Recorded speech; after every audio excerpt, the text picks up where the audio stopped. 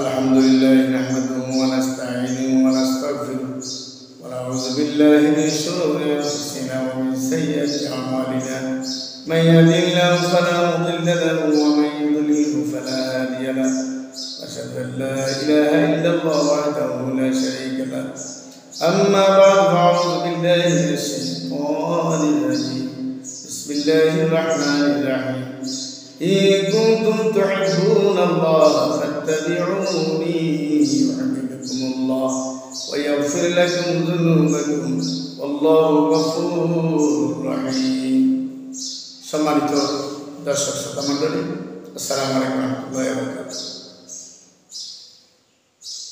মহান রব্বুল আলামিন কোরআন কারীমের মধ্যে ঘোষণা করেছেন কুল ইন কুনতুম তুহিব্বুনাল্লাহ হে নবী আপনি বলুন যদি তোমরা আল্লাহকে ভালোবাসতে চাও ফাত্তাবিউনি ইউহিব্বুকুমুল্লাহ তাহলে তোমরা আমার অনুসরণ করো তাহলে আল্লাহ তাআলা তোমাদেরকে ভালোবাসবে। তাহলে রাসূলকে উদ্দেশ্য করে আল্লাহ তাআলা বলছেন যে যদি তোমরা আমাকে ভালোবাসতে চাও অর্থাৎ আল্লাহকে যদি ভালোবাসতে হয় সর্বপ্রথম শর্ত হলো রাসূলকে ভালোবাসতে হবে। রাসূলের ভালোবাসা পেতে হলে রাসূলের অনুসরণ করতে হবে, সেটা বলছেন আল্লাহ তাআলা নিজে বলছেন ফাত্তাবিউনি। আল্লাহ রাসূল বলছেন আমাকে কি করো অনুসরণ করো, ইউহিব্বুকুমুল্লাহ আমার অনুসরণের পরে আল্লাহ তোমাদেরকে ভালোবাসবেন। ওয়ায়াগফির লাকুম যুনুবাকুম আর কি করবেন তোমাদের গুনাহসমূহকে আল্লাহ তাআলা কি করে দেবেন মিটিয়ে দিবেন, মাফ করে দেবেন। আল্লাহু গফুরুর রহিম আল্লাহ তাআলা। অর্থাৎ রাসূলের অনুসরণের মাঝে আমরা মহান রব্বুল আলামিনের মহব্বত পেতে পারি। আল্লাহ তাআলা মহব্বত পেতে হলে রাসূল যেভাবে করেছেন, রাসূল যেভাবে আমল করেছেন সেভাবে আমাদেরকে আমল করে যেতে হবে। মহব্বত শুধু মুখের বিষয় না। আমি রাসূলকে মহব্বত করি, ভালোবাসি এই কথা বলে রাস্তায় চিল্লাইলাম, জান দিলাম, বিষয়টা এরকম না। আমলের মাধ্যমে রাসূল যে আমলগুলো করেছেন ওই আমলই হবে আমার জন্য রাসূলের মহব্বতের সোপান, মহব্বত করার মূল পথ। এই জন্য আমরা রাসূল কি নিয়ে এসেছেন, কি আমাদের জন্য দিয়ে গেছেন সেটাই আমাদেরকে আমাদের পরিণত করতে হবে। রাসূল যা করেন নাই তা আমরা কি করতে হবে, বয়কট করতে হবে। এই জন্য আল্লাহর মহব্বত আমরা যদি আল্লাহকে দেখি, আল্লাহর কেউ দেখার কোনো কি নেই, সুযোগ নেই। রাসূলের মাধ্যমে আল্লাহর পরিচয় আমরা জানতে পারবো। আল্লাহর পরিচয় আল্লাহ তাআলা নিজেই অন্য সূরার মধ্যে দিয়েছেন, সূরা ইখলাসের মধ্যে দিয়েছেন। আল্লাহর পরিচয় আল্লাহ নিজে বলছেন কুল হুয়াল্লাহু আহাদ। এই নবী আপনি বলুন আল্লাহ এক, একক, আল্লাহুস সামাদ, আল্লাহ কারো কি নয়, মুখাফিকি নয়।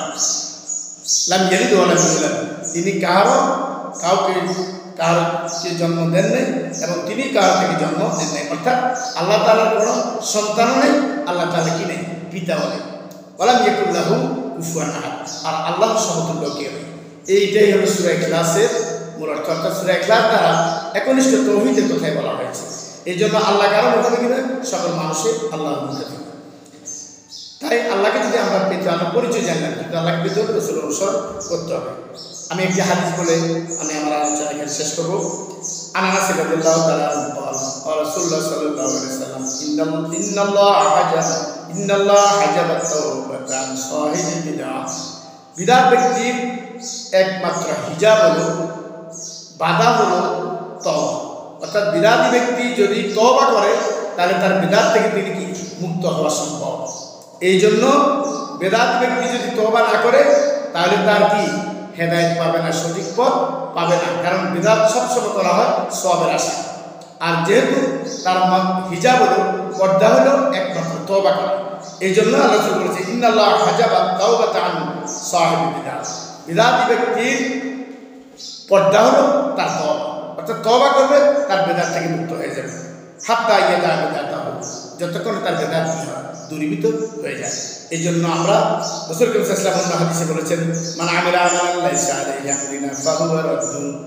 যে ব্যক্তি এমন কোন আমল করলো লাইসা আলাইহি আমরুনা ফাহুয়া রাদ্দুন, অর্থাৎ আল্লাহ কোন মানুষ এমন একটা আমল করলো যেটা রাসূলের কি নেই, অনুমতি নেই, অনুমোদন নেই।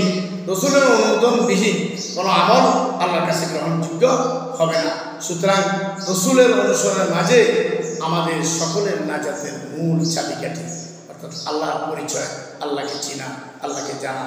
এই জন্য আমাদের সকলকে বিদআত আমল করতে হলে আমরা রাসূলের অনুসরণের মাধ্যমে করতে পারবো।